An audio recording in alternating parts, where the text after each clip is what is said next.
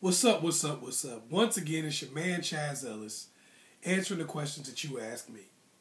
And today I got a good question that was basically saying, how do you know if somebody is really single? We all know that you could be dating somebody, you could think that they're single, but they actually got somebody else on the side, or you actually the side person, which make you feel kind of messed up because it's a big waste of your damn time. And people don't really seem to care to waste your time. So this is kind of giving you some ways for you to know and kind of check out whether or not the person is really single or if they're just playing games with you, kind of fooling you, making you think they're single when they're really not. Just some things you can check out. Number one is you have to meet their friends and family as their girlfriend or boyfriend. Now, a lot of y'all might be like, well, I met her friends and I met her family members, you know what I'm saying? And we seem cool, so I guess we together. Well, did you meet him as her boyfriend or did you meet him as her coworker? Because she might have came with him like, this is my coworker right here. We cool and everything, you know what I'm saying? He just gonna come eat with us. You got to make sure that you've been introduced as the actual boyfriend. And I know some ladies be like, I've met all of his friends. I met everybody. I know his mama. I know his sister. I know his aunts and people that work with him and everything. So I know we go together. But you were introduced as a friend of the family or some of his coworkers actually think you're his cousin. So that's not helping your situation. You know, you got to make sure that you listen and hear girlfriend or boyfriend. Otherwise, it's not real. You're not even meeting anybody. Because, you know, a lot of his friends have probably met his family members. Here's another one, and this is a big one with a lot of people. Taking pictures for social media. We live in a day and age where whatever you do is out there for the public if you so choose for it to be. And a lot of people post pictures and stuff like that on social media all day long. But yet, when it comes to being in a relationship, they don't post any pictures of the person that they're with, and they don't want that person to post any pictures of them on their whatever form of social media they use. So that should let you know something. That's kind of a red flag when a person is posting pictures all day long, and then you're like, hey, I'm about to post this picture of me and you on my page, and everybody gonna look at it and it's gonna be cute and da da da. And they're like, oh no, girl, don't be doing that. Don't be doing that. Nah, you know what I'm saying? I try to stay low key. I don't really be like to have my business out in the street. Come on now, that's not real. That's not real. You know, when a person is doing, they got a picture up, they got their money up, they got a blunt in their mouth taking a picture, but they don't want to have a picture with you and you that girl. Come on, that doesn't even make sense. Like, that's the one aspect of their life they want to hide from people, but they tell people everything else. That doesn't make any sense. So, if the person doesn't have Facebook, doesn't have Instagram, doesn't have Twitter or anything like that, well, then it, you know, if they say, well, I don't want you posting pictures of me on Facebook, Instagram, and all that nonsense, well, that makes sense because that goes with their character. They don't have it, so they probably don't want to be on it. You know, if you don't see them, if you've looked them up and you weren't able to find them at any time, and they don't have those types of things, then it makes sense that they don't want to be on it. But if they own it 24/7, and then you say, I want to put a picture of us up, and they're like, nah, girl, don't be doing that. Come on. That's not real. That's fake. Go to their house. Like their actual house. Not their friend's house. Not meet them at their job.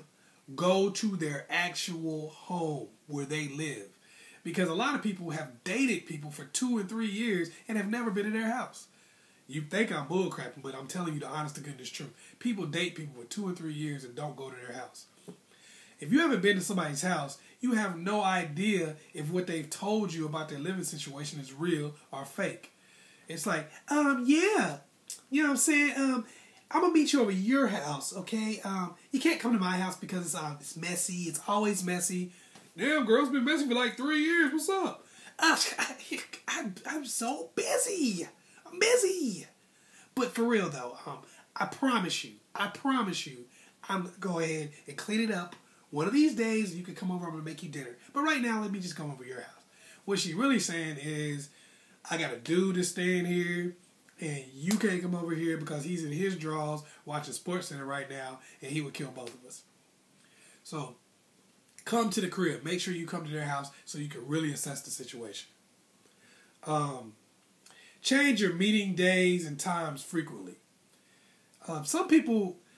Most cheaters actually cheat on a schedule because they know when their mate is going to be home or not going to be home. Some people cheat at 12 o'clock every Wednesday. And the person that they're with honestly thinks that's the only time they have out of the day. They're like, well, we meet, you know what I'm saying? We meet every single day at 4:30. Like every day at 4:30, that's when y'all meet. Y'all never change up. No, because he gets off at 4 and he comes to me at 4:30 and he usually leaves around 7 or 8, but we stay together and we hang out. So I know he loves me because we see each other every day. But what you don't know is that his wife actually works until 8 o'clock. And that's why he stops dealing with you around that time so he can be home. And he does that every single day and she doesn't know. So you have to make sure that whatever information that you're getting from this person is real by meeting them at different times. Like, say, hey, can I come to your job and meet? Because that's a different place. We don't meet at the same place all the time. Can I come at this different time? Can you come at this time? Change it up on them a little bit and see how they react. Because if they really care about you, it's not like they're just going to be like, well, we can never see each other again because you can't see me at 4:30 at this time, every single day or every other day. So make sure you change up the meeting places and times sometimes, just so you know that it's real and it's not a situation where they're ducking somebody or they got their schedule down and they're working off of someone else's schedule. Call. Don't just text. It's really easy to just text people because you can text people anytime, anywhere. But you got to also remember that's their advantage if they're seeing somebody else. So you want to make sure that you call them sometimes so you can see if there's somebody in the background or people actually know that they're talking to somebody. Because you know how you can have a phone, you can be like this, you can get a text message like, put the shit under the table, Some people do. They'll be texting, talking to somebody. What you say? Right. You wow. Yeah. And they on the phone texting under the table and stuff. And that could be you they talking to. You sending them naked pictures like, and they talking to their girl at the same time. So make sure that you talk on the phone sometimes. And you actually have real conversations with that person. That way you kind of can get an idea of what's really going on. The last one is go to public places in their city. Some people are always trying to come to your city. Y'all may live a little bit away from each other, or maybe they're always trying to go out of town with you, but they never want to go anywhere in their city. You're like, wait a minute, you live here. Why don't you ever want to go anywhere in your own city? That doesn't make any sense. Well, that's because their dude or their girl is in their city, and their friends are in their city, and they don't want them to know. So when they go to the movies, they go all the way 20 miles away, like, yo, man, the movies is way better over here. No. They're trying to duck somebody. They're always coming to wherever you are. People want convenience of some sort. So most of the time, yeah, people will come where you are, but sometimes they probably want you to come where they are too. So make sure that you do go different places and see what's really happening in their hometown or in their city. Don't always just let them take you in a different place. If you're going to go somewhere, come to their city from time to time. That was it. Hopefully I was able to help you guys out. Take a look at some of those things and see if those are some red flags that you've been seeing in your relationship. Once again, it's your man, Chaz Ellis. Hit me up on Ask Chaz Ellis on Facebook. If you got any messages you want to send me, send them to Ask Chaz Ellis on Facebook. Hit the like page over there, and I can talk to you a lot easier that way. Also, you can hit me up on Twitter on Ask Chaz Ellis. And you can also hit me up on my blog that I have. It's Ask Chaz Ellis, also on blogger.com. It's your man, Chaz Ellis. Like and subscribe. Peace.